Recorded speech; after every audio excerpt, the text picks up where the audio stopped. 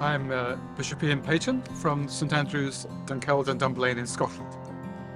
And I'm Hugh Gilbert. I'm the Roman Catholic Bishop of Aberdeen in Scotland.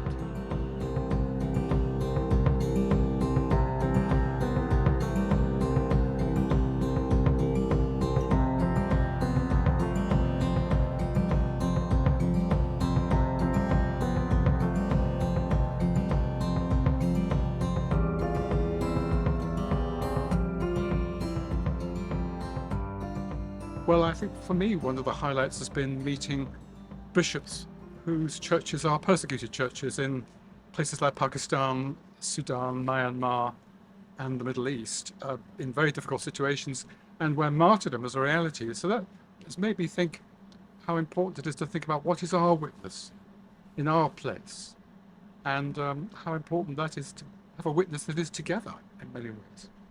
Yes, I would very much endorse that. I think that's been one of the highlights for me, and the sense of the universality of the church. I know there were only 50 or 60 of us, but from so many different continents, and so that and so many different contexts. Yeah. And as Ian mentions, the meeting those from persecuted countries, and it makes us reflect.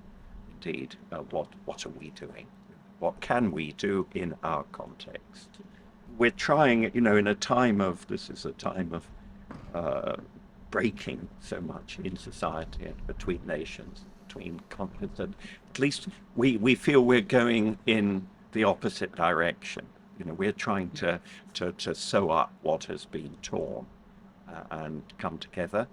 And we've been reflecting between ourselves and listening to others of some of the concrete measures that we might be able to take, things that we can do together.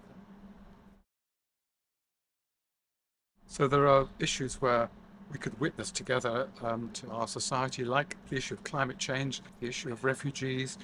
These are common issues to everyone. And the tendency in the world to polarize everything, and whereas at this conference, growing together, and what we hope will happen now in Scotland even more, is coming together, witnessing to that, instead of, let's have that opinion versus that opinion. Let's come together and solve these problems together. Yes, and I've been thinking too, we have in 2025 a Jubilee year within the Roman Catholic Church, and we hope that will be an ecumenical opportunity very much, and also the commemoration of the Council of Nicaea, Yes. which produced the famous creed, which we often use in our liturgies, and it would be wonderful if we could avail ourselves of opportunities to profess our faith together in prayer, as well as the other practical matters that Ian has mentioned. Because in a sense, the challenge is going to be how we help our colleagues, our clergy, and our people in our churches to catch the spirit of growing together. And also, of course, for us in Scotland, our third partner is always the Presbyterian Church of Scotland. And we have to make sure we include them in the coming together as well.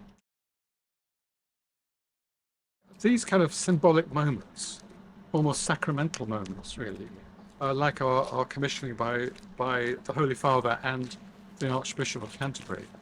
And there have been others. I mean, lots of more informal such symbolic moments of coming together, which we've seen during the conference. I mean, I think they're things that stick in the memory, and we will remember them, and they inspire us to kind of talk to people. So we want to give those kind of symbolic moments, if we can come up with them, such as through the Jubilee, as Bishop Hugh suggests, to help our people catch the spirit as well.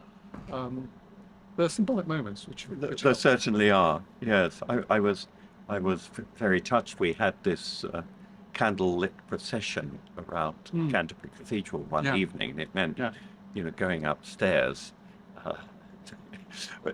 or downstairs in a fair amount of dark, and there was this most kind Anglican bishop from the Solomon Islands who would just appear by my side and guide me up or down. Yes. I was quite convinced I was going to trip up. He was probably right, but it was a symbol of synodality.